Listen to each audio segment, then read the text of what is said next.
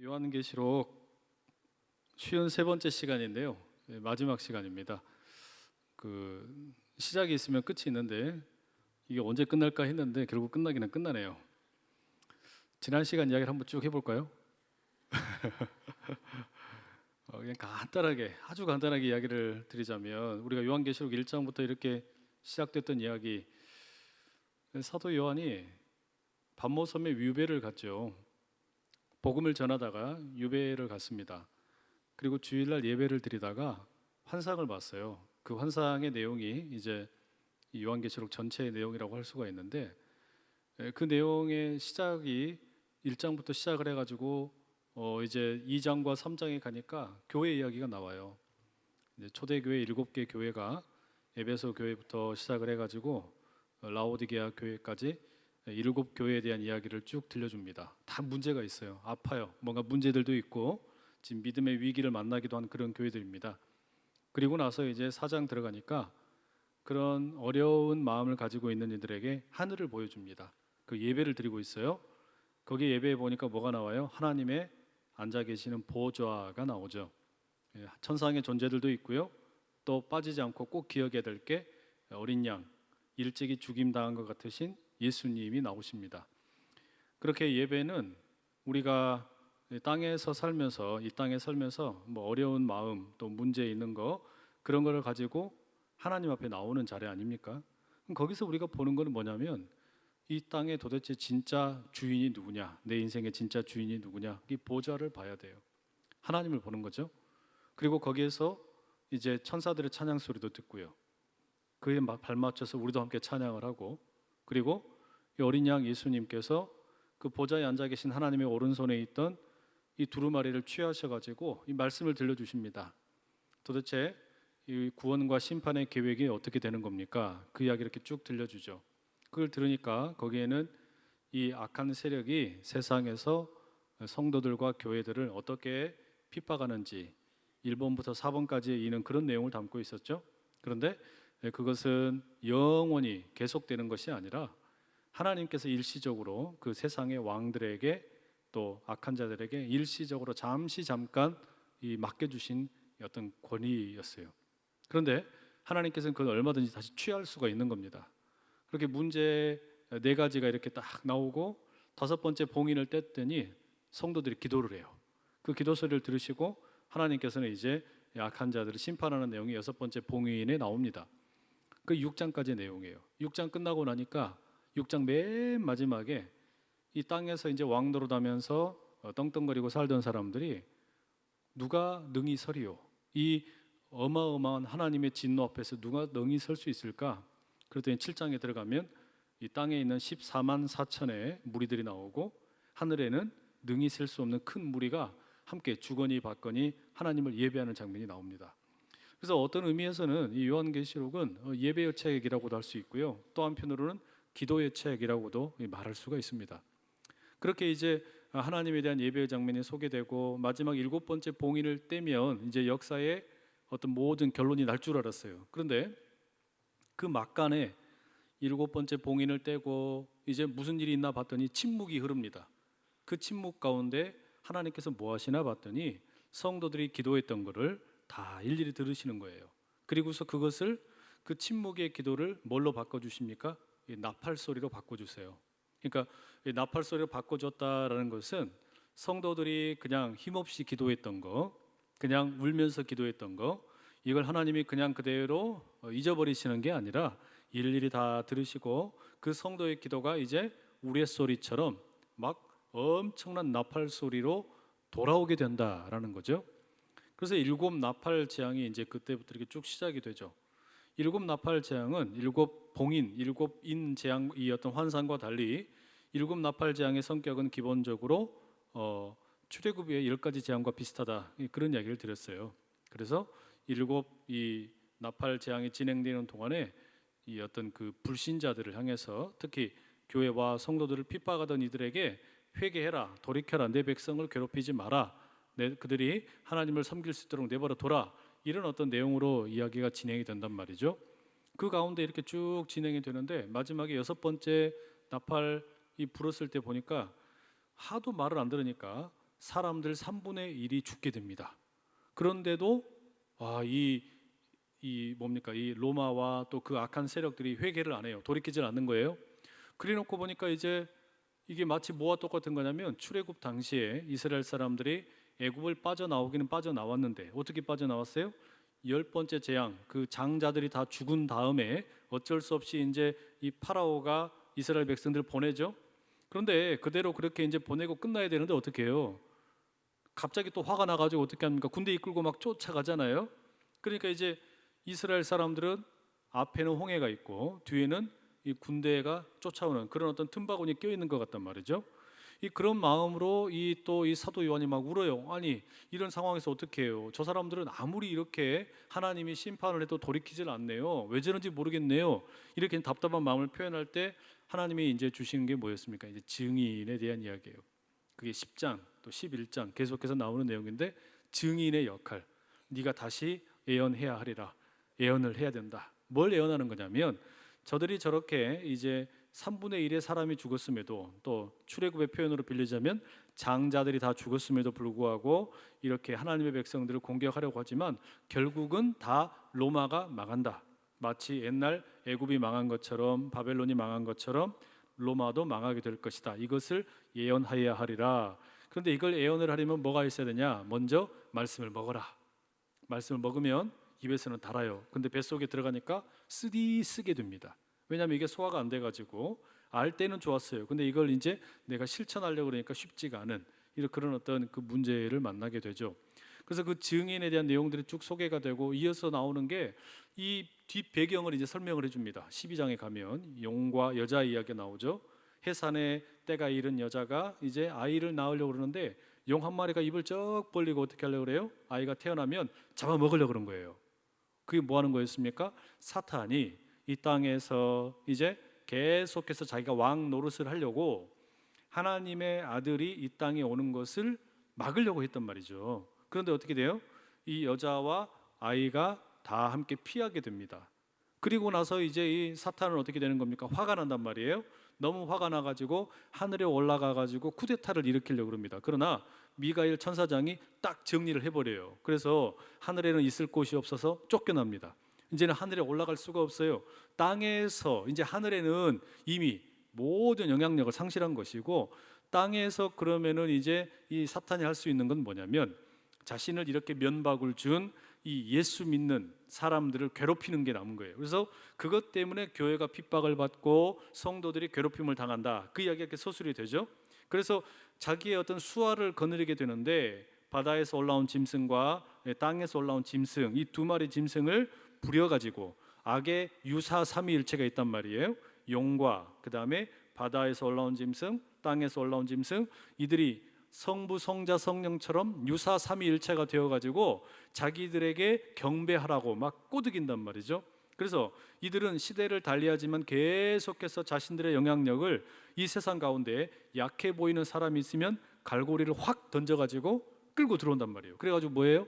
어떤 악한 도구로 사용하려고 자기들이 이용하기 편한 도구로. 그래서 많은 사람들이 바로 그런 어떤 사탄의 유혹에 넘어가가지고 돌이킬 수 없는 죄에 이용되곤 했단 말이죠.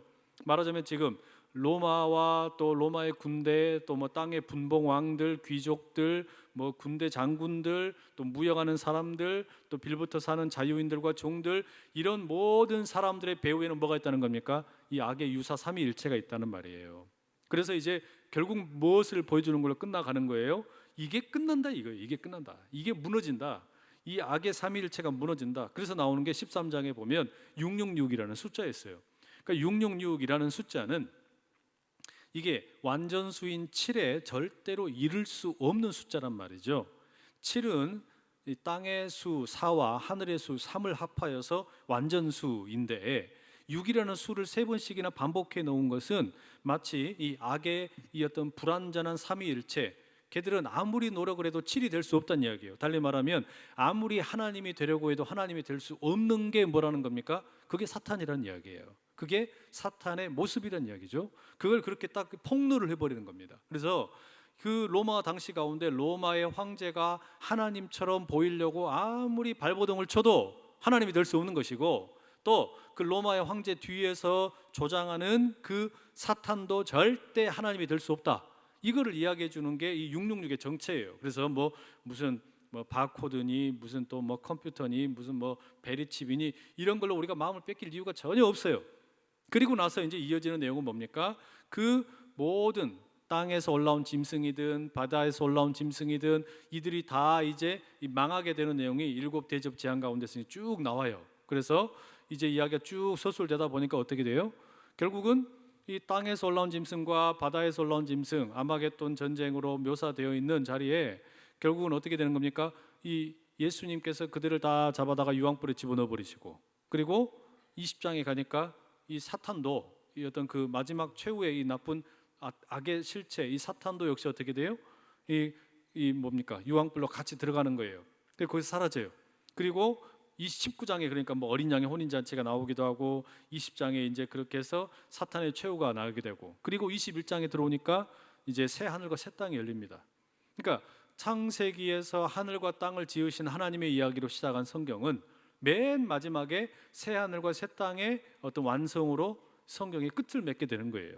그래서 성경은 하늘과 땅, 태초에 하나님이 천지를 창조하시니라 이 말씀으로 시작을 해서 하나님의 맨 마지막에 새 하늘과 새 땅을 창조하시니라 이렇게 끝난단 말이죠. 그런데 왜 새 하늘과 새 땅이냐? 그것은 하나님이 처음 지으셨던 하늘과 땅이 사람들의 죄로 인해서 또 사탄의 계략으로 인해 가지고 망가져 버렸기 때문에, 그리고 그때에는 이 바다가 있었어요. 이 바다라는 것은 우리 눈에 보이는 바다의 의미가 아니라 사탄과 같은 하나님에게 대적하는 어떤 원시 바다의 모습인데, 하나님을 적대시하던 세력들인데 이들이 다 어떻게 되었어요? 20장에서 다 이제 유황불로 들어갔습니다. 그러니까 끝났어요.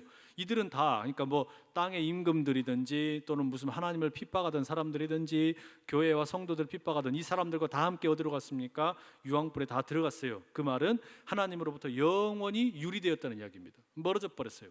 그리고 하나님께서는 이제 옛 세상과 옛 질서가 아니라 완전히 새로운 질서를 만드세요. 그게 새 하늘과 새 땅이에요. 다시는 눈물이 없고 아픔이 없고 이제 하나님과 함께하는 곳. 그래서 이 새 하늘과 새 땅이 이렇게 임하게 되는데, 그런데 새 하늘과 새 땅의 비전과 함께 또 하나 우리가 주목해서 본 게 21장에 뭐였냐면 새 예루살렘이었어요.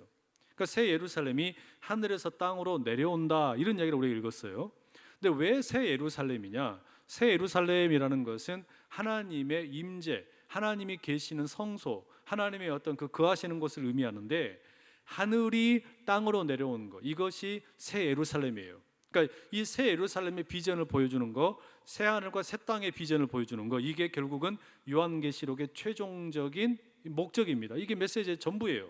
그래서 결국 해주고 싶은 이야기가 뭐냐면, 우리에게 요한계시록 읽으면서 이것은 무슨 뭐 시간표처럼 언제는 무슨 일 있고 언제는 무슨 일 있고 언제는 무슨 일 있고 이런 무슨 코드를 찾아라, 다빈치 코드 찾듯이 뭐 숨은 그림 찾듯이 뭐 이런 거 하라고 준 책이 아니란 이야기예요. 또 무슨 뭐 우리에게 뭐 666이나 이런 거 보면서 그냥 뭐 뿔 달린 귀신 보면서 벌벌 떨어라, 그런 어떤 호기심에만 빠져서 살아라, 이게 아니란 이야기예요. 그럼 뭐예요? 우리에게 새 하늘과 새 땅, 새 예루살렘의 비전에 그 소망을 가지고 오늘을 충실히 살아라. 오늘 우리에게 주어진 하루하루의 삶을 믿음으로 충실히 살아라. 이게 결국에 이 모든 요한계시록 메시지의 총 어떤 목적이라고 할 수가 있어요. 이제 그게 이 전체 결론에 해당하는 겁니다. 그래서 오늘은 이제 그 새 예루살렘 이야기를 지난 시간에 우리가 잠깐 나누었고 상당히 길게 나누었는데, 오늘 이제 22장의 결론 부분에 이르게 되면 1절에서 5절까지는 지난 시간에 이어서 계속해서 새 예루살렘에 대한 이야기가 소개가 되고, 그리고 6절부터 21절까지는 이제 마지막 에필로그라고 말할 수가 있습니다. 자, 전체 다 이야기 드렸어요 이제. 자, 우리 그럼 1절에서 5절까지 말씀을 우리 한번 다시 한번 읽어보실게요. 22장 1절에서 5절인데요. 제가 1절 읽고 여러분 2절 읽고 교독하고 5절 마지막 함께 읽을게요. 또 그가 수정같이 맑은 생명수의 강을 내게 보이니 하나님과 및 어린 양의 보좌로부터 나와서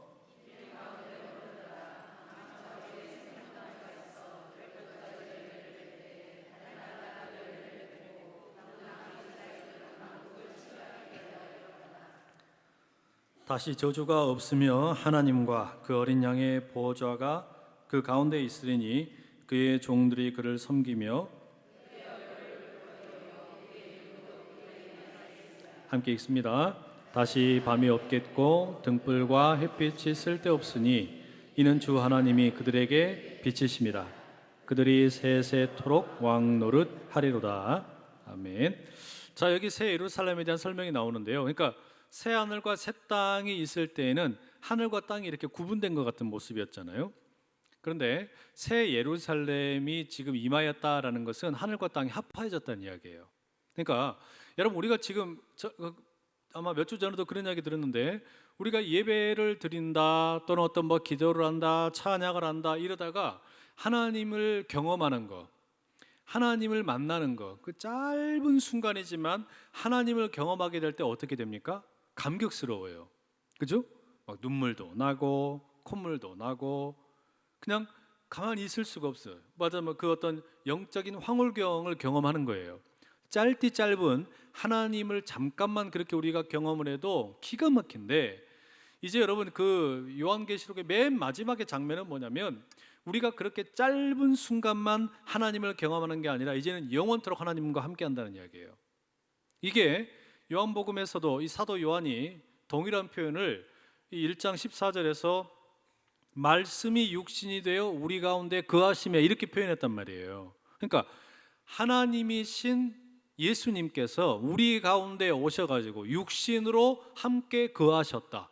이 거하셨다라는 표현이 텐트를 쳤다라는 것과 비슷한 표현인데, 이것은 여러분 말하자면 오랜 시간 동안 사람들이 하나님으로부터 말하자면 멀어져 가지고 죄로 인해서 멀어졌던, 예를 들면 에덴 동산에서는 아담과 하와가 하나님과 늘 함께 뒹굴면서 살았잖아요.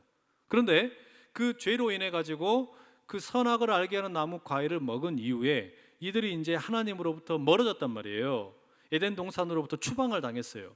그래서 실낙원, 그 어떤 에덴을 잃어버린, 영혼의 고향을 잃어버린 채로 얼마나 많은 사람들이 이렇게 이제 유리하면서 살아가게 되는 겁니까? 그 가운데 하나님께서 짤막하게 슬쩍 찾아가셔서 나타나 주시지만, 지금 예수님이 오셨다라는 것은 뭐였냐면 말씀이신, 말하자면 하늘이 땅으로 찾아온 사건이에요. 그리고 제자들과 함께 거하시면서 하나님의 나라에 대해서, 하나님이 다스리시는 세상이 어떤 것인지 일러주셨단 말이죠. 그 3년여의 공생의 기간만 해도 지금 이 2000년이 넘는 기간 동안 이 교회를 지탱하는 어마어마한 힘과 능력이 거기서부터 나왔는데, 이제 새 하늘과 새 땅은 뭐가 되는 거냐면 에덴의 회복입니다. 에덴으로부터 사람들이 떠났는데 다시 에덴을 회복하는 거예요. 이게 말하자면 여러분 요한계시록의 결론입니다.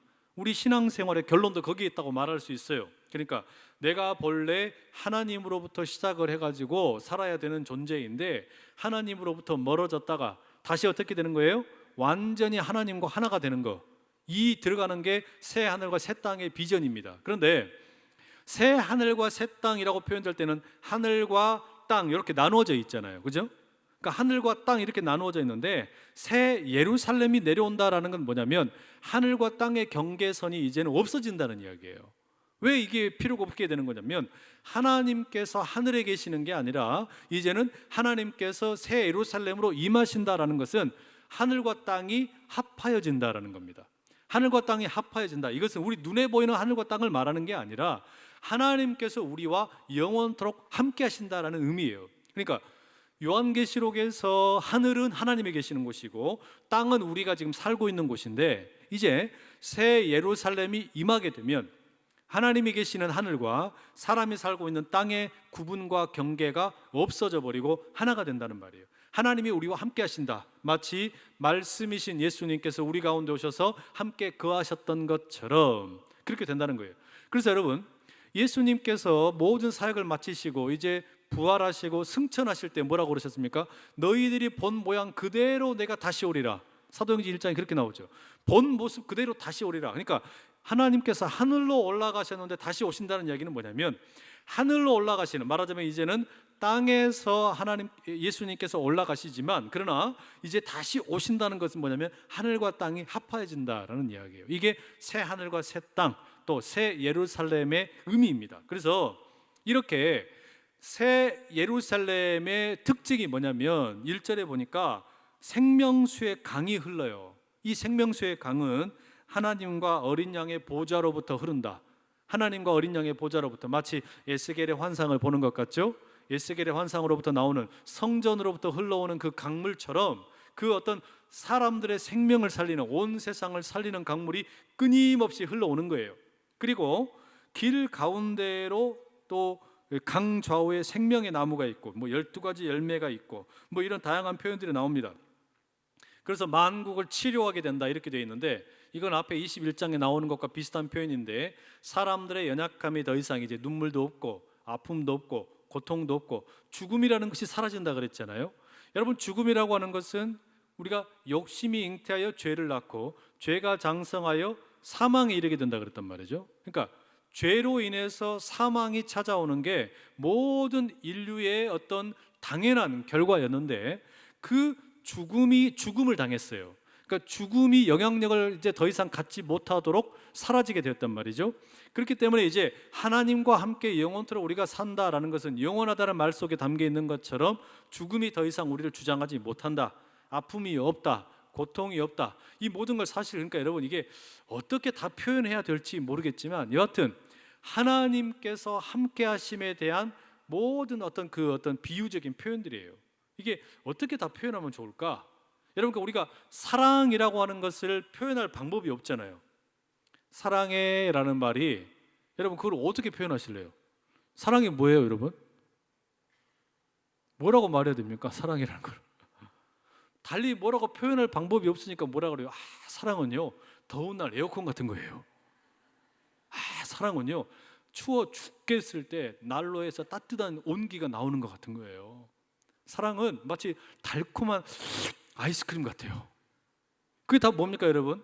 이 사랑이라는 것을 달리 표현할 방법이 없으니까 우리가 이런 어떤 다양한 방식으로 표현을 하는 건데, 마찬가지예요.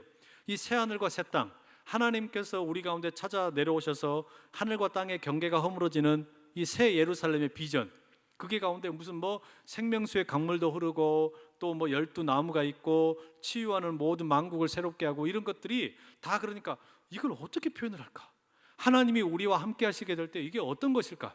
이걸 표현하기 위해서 구약적인 모습들을 가지고 와가지고, 또 저기 뒤에 있었던, 제일 앞에 있었던 창세기의 그 어떤 에덴 동산의 모습들도 가지고 와가지고, 그게 하나님과 함께하는 모습이다, 이걸 보여주려고 그런 거예요. 그러니까 처음에 여러분, 에덴 동산을 하나님이 지으셨을 때 얼마나 좋았습니까? 그죠? 너무너무 좋았잖아요. 거기서는 그냥 이 아담과 하와가 모자랄 거 없이 다 먹고 이렇게 그냥 자유롭게 뛰어다니면서 그냥 룰루랄라하면서 하나님과 함께 이렇게 지냈단 말이죠. 그것을 보여주는 겁니다. 그래서 5절에 보시면, 다시 밤이 없겠고 등불과 햇빛이 쓸데없으니 이는 주 하나님이 그들에게 빛이심이라, 그들이 세세토록 왕 노릇 하리로다. 이게 다 뭡니까? 그러니까 하나님으로부터 최고의 빛이 뿜어져 나오니까, 영광의 광채가 뿜어져 나오니까 다른 빛이 필요가 없는 거예요. 그러니까 하나님과 함께하는, 이것도 그런 이야기 드렸었는데, 예수님께서 변화산에 올라가셨을 때 영광스럽게 변모하셔가지고 거기서 빛이 뿜어져 나오니까 어떻게 됐어요? 베드로랑 요한이랑 야고보랑 따라갔다가 이게 뭔 일이다냐 이래가지고 넘어져가지고 죽으려고 그랬잖아요. 그죠? 왜 그랬던 겁니까?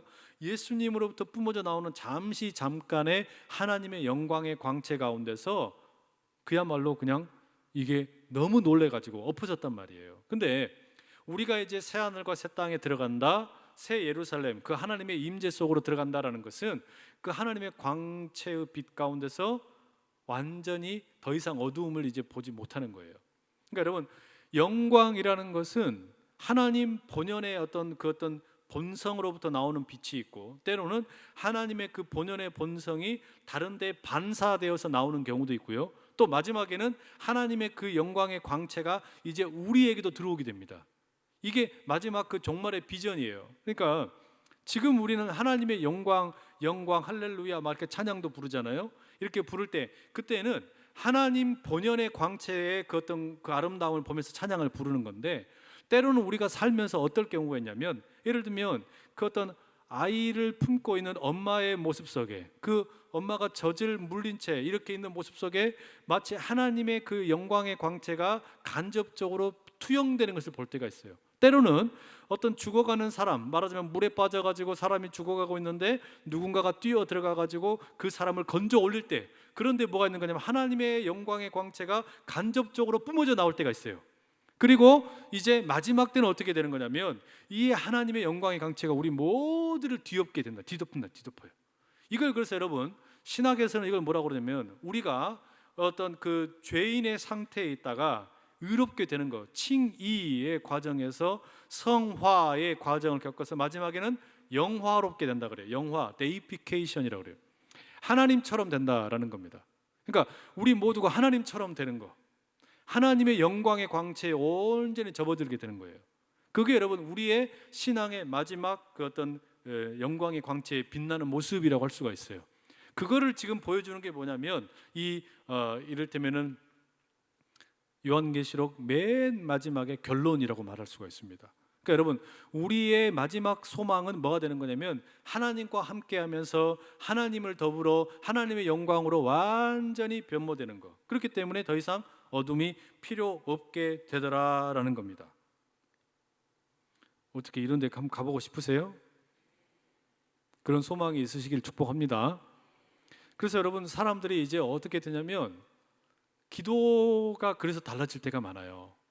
기도가 어떻게 달라지냐면 이제 처음에는 내 인생의 문제 때문에 내가 지금 그 땅에서 지금 살면서 겪고 있는 수많은 문제들, 건강의 문제도 있고 때로는 뭐 어떤 그 경제적인 문제도 있고 자녀들로 인한 문제도 있고 이런 문제들로 인해서 우리가 씨름을 많이 하지 않습니까?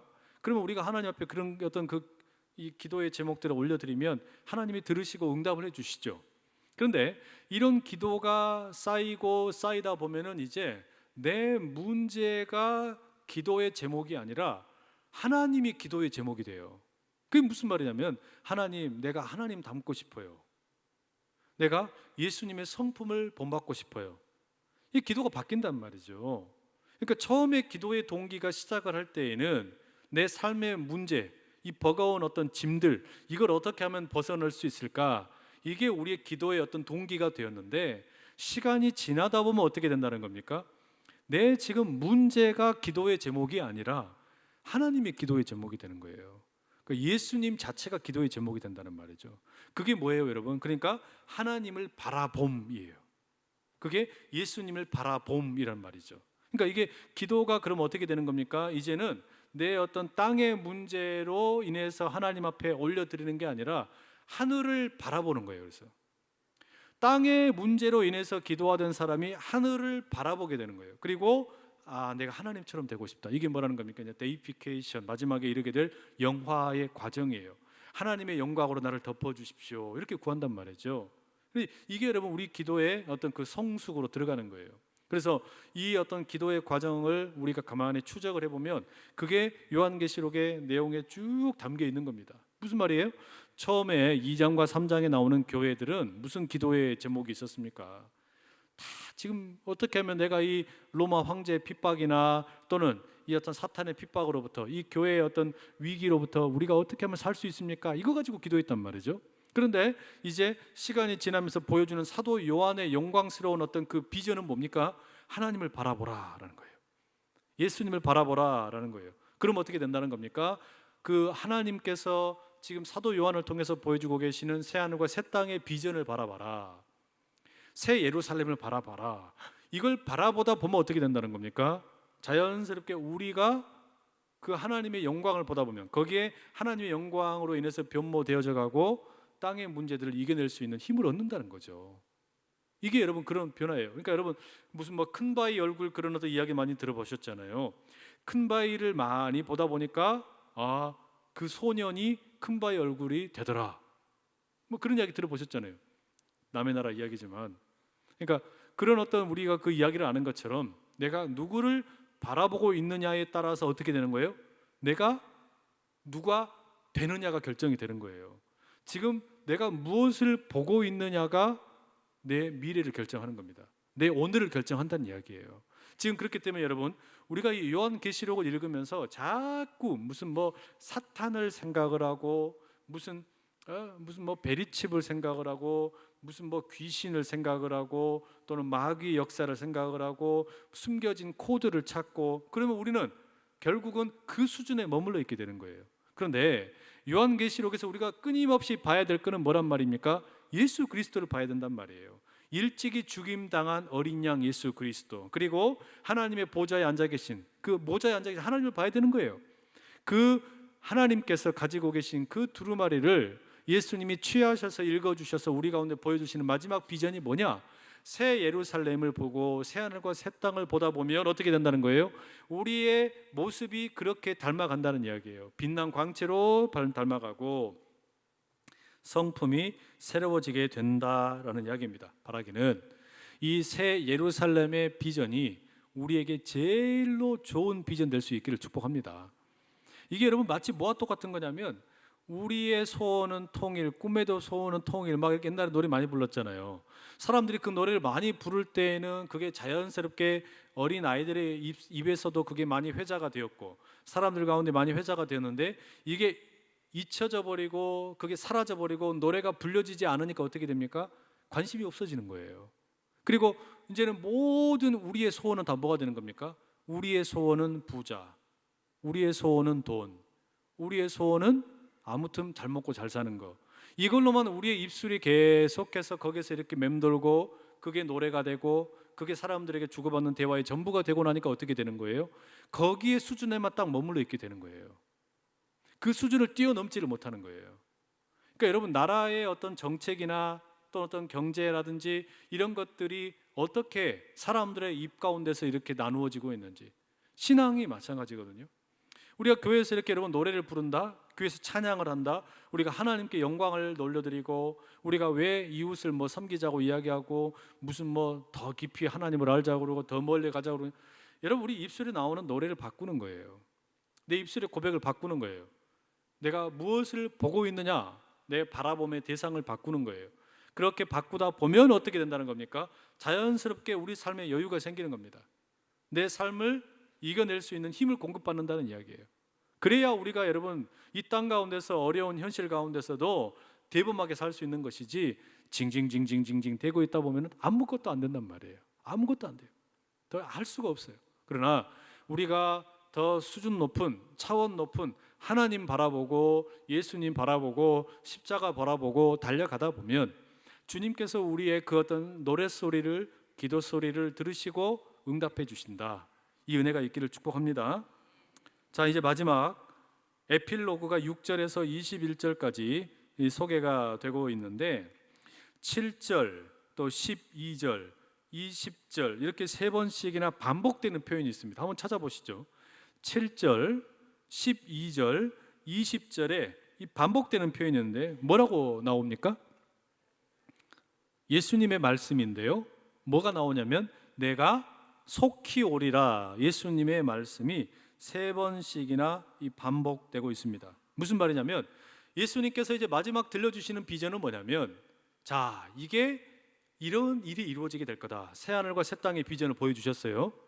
새 예루살렘의 모습을 쫙 보여주셨단 말이에요. 그리고 나서 뭐라 그러신 거예요? 아들아, 딸아, 내가 속히 와서 이거 너희들에게 선물로 줄게. 이거 하시는 거예요. 그러니까 말하자면 여러분, 우리가 자녀들에게 어마어마하게 좋은 선물을 약속을 했어요. 생일 선물로 멀리, 지금 어디죠? 우리 아버지가 저기 어디 멀리 어디 중동 지역에 일을 하러 가셨다고 한번 생각해 봅시다. 근데 거기서 이 그냥 그 뭡니까, 영상 통화를 하면서 아들에게 약속을 하는 거예요. 아들아, 아빠가 너에게 이렇게 좋은 선물 사갖고 갈게. 그러니까 뭐 닌텐도 사갖고 갈게, 또 뭐 레고 사가지고 갈게, 자동차 좋은 거 사가지고 갈게. 이렇게 이걸 다 보여줬어요. 그리고 나서 이제 마지막 보여주는 게 뭐라는 겁니까? 아빠가 곧 갈게 이야기하는 거예요. 그것처럼 예수님이 이 7절에서부터 시작을 해가지고 20절까지 세 번씩이나 반복해서 뭐라고 들려주시냐? 내가 속히 오리라. 속히 오리라. 우리 성도 모두를 향한 말씀입니다. 그래서 자, 우리 7절 말씀 한번 같이 읽어보시죠. 7절 시작. 보라, 내가 속히 오리니 이 두루마리의 예언의 말씀을 지키는 자는 복이 있으리라 하더라. 내가 갈게. 그러면 자 여러분, 이제 그러면 예수님이 속히 오실 텐데, 그러면 여러분 이 예수님이 오셔서 주실 이 선물을 누리려면 뭐가 필요한 겁니까? 우리가 앞서서 2장이나 3장에 계속해서 반복되는 표현이 있었죠. 성령께서 교회에게 하시는 말씀을 들으라. 그러면서 뭐라 그래요? 이기는 자는, 이기는 자는, 이기는 자는, 이런 말씀이 계속 반복이 됐죠. 뭘 이긴다는 거예요? 세상을 이기고 우상 숭배를 이기고 사탄 마귀를 이기는 자는 하나님의 상급이, 하나님의 약속이 주어지게 될 것이다. 근데 그 이긴다는 말이 무슨 의미냐? 이 7절에 의하면 이 두루마리의 예언의 말씀을 지키는 자라는 겁니다. 이 두루마리의 예언의 말씀을 지키는 자에게 복이 있을 것이다. 그래서 이것은 여러분 이 요한계시록 처음에 시작했던 1장 3절의 말씀과 일맥상통합니다. 한번 읽어보시죠. 1장 3절 자막이 나와야 되는데 나왔습니다. 1장 3절 함께 읽어보실게요. 시작. 이 예언의 말씀을 읽는 자와 듣는 자와 그 가운데에 기록한 것을 지키는 자는 복이 있나니 때가 가까움이라. 자, 그러니까 요한계시록을 시작하면서부터 뭐라 그랬어요? 읽는 자, 듣는 자, 무엇보다 기록을 지키는 자에게 복이 있다 그랬단 말이에요. 마지막에 끝낼 때도 22장 7절에 뭐라 그래요? 이 예언의 말씀을 지키는 자에게 복이 있다. 여러분, 그러니까 이렇게 새 하늘과 새 땅의 비전, 새 예루살렘의 비전을 쫙 그림으로 보여주신 다음에 뭐 하라는 겁니까? 기다려라. 기다린다는 건 뭐예요? 수동적인 기다림이 아니라 적극적으로 하나님의 오실 때를 적극적으로 기다리는 거예요. 어떻게 기다리는 거냐? 말씀을 지키면서 기다리는 거예요. 여러분, 이건 이렇게 생각하시면 돼요. 앞서 말씀 비유로 이야기 드렸던 것처럼 아버지가 저기 중동에 가셨다가 이제 오시는데, 그러면 아버지가 지금 아들에게 또는 딸에게 기대하는 거는 뭐냐? 너는 내 아들이고 내 딸이라는 것만 잊지 말아라. 이것만 기다리면 되잖아요. 근데 아버지가 곧 오시는데 이제 이 기다리는 아들과 딸이 호적이 어떻게 되어 있는지를 모르고 자기 아버지 말고 나무 다른 아저씨 보고 아버지 부르고 다니면 어떻게 되겠어요? 그러면 공항에서 오신 아버지가 와가지고 선물 들고 왔다가 팽개쳐버리지. 안 그러겠어요? 그러니까 지금 하나님께서, 예수님께서 우리 가운데 다시 오신다, 속히 오리라, 그때까지 원하시는 건 뭐냐면 너랑 나 사이에 맺은 언약을 기다리고 지키라는 이야기예요. 언약을 지킨다라는 이야기는 뭡니까? 우리가 하나님의 자녀됨을 기억하라는 이야기죠. 그게 말씀을 지키라는 거 아니겠어요? 그게 이기라는 말씀이에요. 자, 근데 여러분, 이렇게 이제 그 하나님께서, 예수님께서 내가 속히 오리라 말씀을 해주신 다음에 가장 오늘 내용 가운데서 충격적인 이야기는 8절과 9절이에요. 8절과 9절. 자, 8절 9절 함께 읽어보시겠습니다. 시작.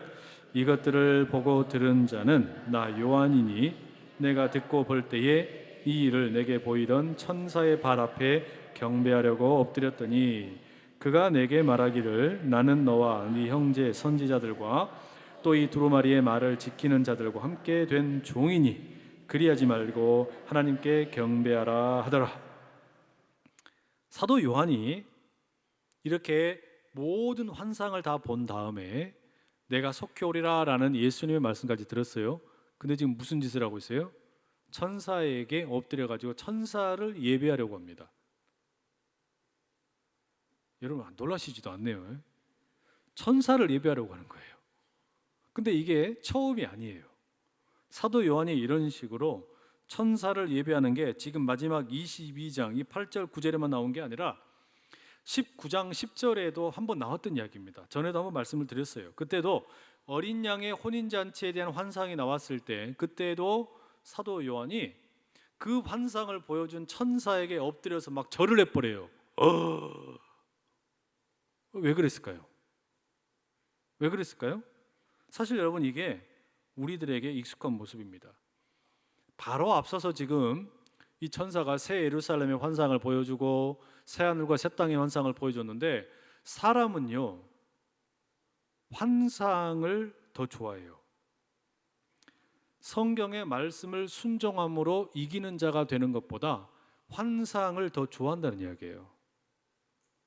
환상을 보고 또는 현상을 보고 거기에 심취해가지고 어떻게 되는 겁니까? 그 어떤 환상의 진짜 메시지가 되는 예수님을 놓쳐버릴 때가 많다라는 이야기예요.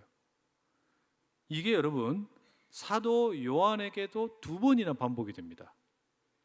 요한계시록 말씀을 우리가 계속 보면서 그래서 주의해야 될 게 뭐냐면 온갖 종류의 환상들이 나오니까 뭔가 막 희한한 막 모습들이 많이 나오니까 그게 심취해가지고 거기에 빠져가지고 그것 쳐다보다가 뭘 놓쳐버려요?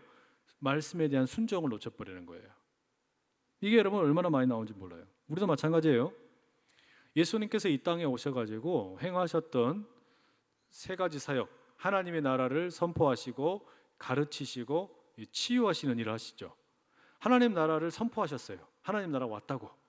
그 하나님의 나라가 어떤 것인지를 가르쳤어요. 그래도 사람들이 싱숭생숭하니까 병자들을 고쳐주심으로 하나님의 나라는 이런 것이다 라는 걸 보여줬단 말이죠. 근데 사람들은 뭘로만 반응하는 거냐면 그 환상만, 말하자면 그 어떤 이정만 보는 거예요. 사람이 살아났다? 사람이 고침을 받았다? 그것만 보지 뭘 안 보는 겁니까? 예수님을 안 보는 거예요. 예수님이 말씀하신 하나님의 나라에 주목하지를 않는 겁니다. 결국 이게 어떻게 되는 거예요? 메시지는 사라져버리고 이정만 남게 되는 거죠. 거기에만 빠져가지고 엎드려서 거기에 넘어져 있는 겁니다. 수많은 우리 기독교에 있어서 가장 큰 위협이 그거라는 거예요. 그러니까 환상을 보여주고 기적을 보여주면 그게 전부인 줄 알고 거기에 넘어져 있어요. 그걸 예배한단 말이에요. 근데 마지막에 다시 요한계시록의 결론에 뭘 이야기하고 있어요? 환상과 이적이나 기적이 아니라 말씀의 순종함이 진짜 예배다라는 걸 보여주는 거 아닙니까? 그걸 보여주는 거란 말이죠. 우리에게 지금 보여주는 게 그거예요. 여러분, 우리는 그만큼 엉뚱한 것을 예배하기가 참 쉽습니다. 사도 요한도 2번이나 넘어졌다면 우리라고 무슨 별 수 있겠어요? 바짝 정신 차리지 않으면 얼마든지 그럴 수 있는 겁니다. 달리 말하면 하나님보다 우리가 기적을 예배하기가 쉬운 겁니다. 예수님보다 환상을 예배하기가 쉬워요. 성령님보다 설교자를 예배하기가 쉬워요. 그게 사실이에요. 그리고 여러분, 그러니까 삼위일체 하나님보다 눈에 보이는 자식을 예배하기가 쉽고 돈을 예배하기가 쉽고 명예를 예배하기가 쉽다라는 이야기예요. 그만큼 우리는 본성적으로 예배하기 위한 존재로 태어났지만 그러나 이 예배의 방향이 잘못 틀어지는 경우가 너무너무 많아요. 그래서 예수님께서 뭐라고 말씀하시는 거냐면 내가 속히 오리라, 속히 오리라, 속히 오리라 3번씩이나 마지막에 말씀하시는 겁니다. 왜?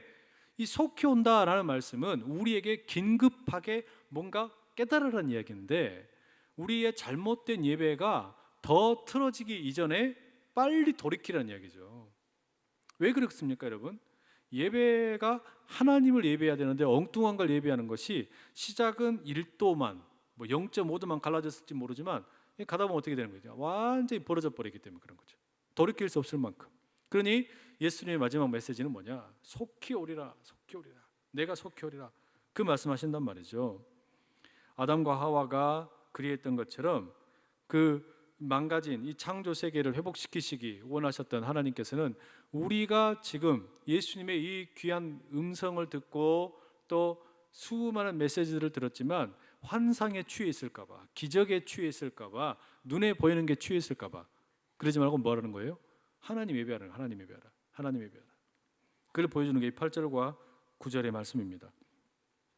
그래서 여러분 우리는 이 말씀을 마지막 정리하면서 다시 그걸 기억을 하는 거예요. 하나님을 예배해라. 결국 오늘 이 마지막 요한계시록의 결론은 2가지라고 말할 수 있어요. 하나는 하나님이 보여주시는 새 하늘과 새 땅 그리고 새 예루살렘의 비전, 이걸 꿈꾸라, 이걸 바라봐라 이거예요. 그럼 이걸 바라보려면 어떻게 해야 되는 겁니까? 예배가 날마다 살아있어야 돼요. 예배가. 근데 예배가 살아있어야 된다는 이야기는 뭐냐면 예배 드리지 않아야 될 예배의 대상이 아닌 것, 그것을 배격하고 진정한 예배의 대상만 바라보라는 이야기예요. 그래야 이 예배가 살아있게 되는 겁니다. 그리고 그때 이제 마지막 말씀, 20절. 자, 마지막 함께 20절 한번 읽어보실게요. 시작. 이것들을 증언하시니가 이르시되 내가 진실로 속히 오리라 하시거늘 아멘. 주 예수여 오시옵소서. 속히 오리라 말씀하시는 주님에게 이제 이 사도 요한이 들려주는 음성이 뭐냐? 아멘. 주 예수여 오시옵소서. 이게 헬라 말로는 정확하게 그렇게 되어 있지는 않지만 아람어로는 마라나타라고 그러죠. 마라나타. 우리 이 마라나타 찬양대 있죠. 언제 하죠?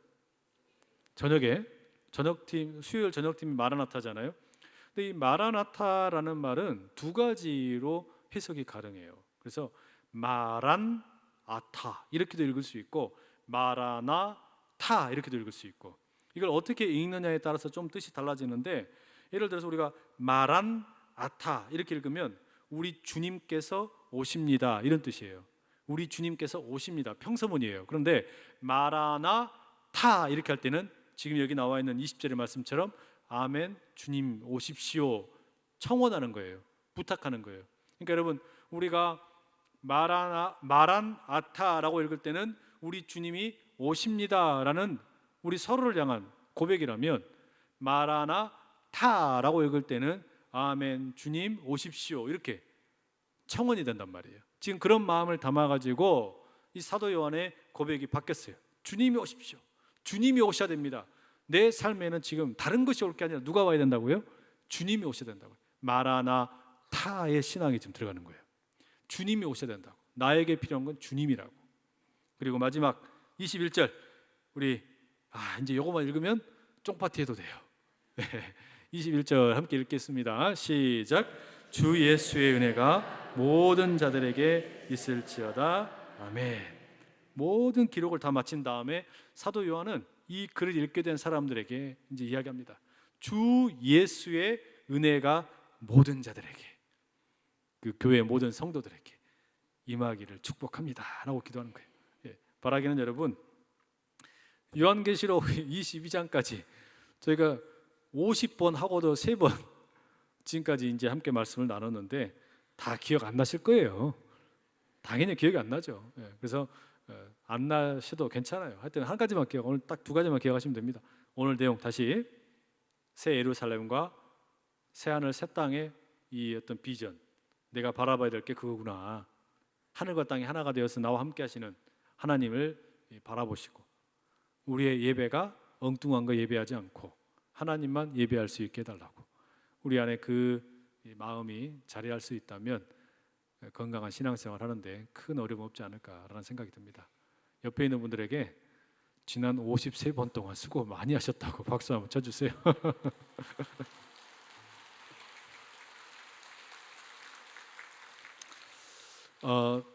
이제 이렇게 정리를 해놓고 보니까 CTS를 제가 하기를 잘한 것 같아요. 왜냐하면 16번으로 압축을 해가지고 다시 정리를 하고 있으니까 혹시 뭐 이렇게 앞에 53번 그거 어떻게 다 듣겠어요? 그거 듣지도 못하지. 어렵죠. 그래서 만약에 이제 필요하시면 CTS 나온 내용들 한번 참조하셔도 조금 더 이렇게 압축해서 내용을 다루니까 필요한 거 다 걷어내버리고 그렇게 할 거니까 그렇게 하셔도 좋지 않을까 싶고요.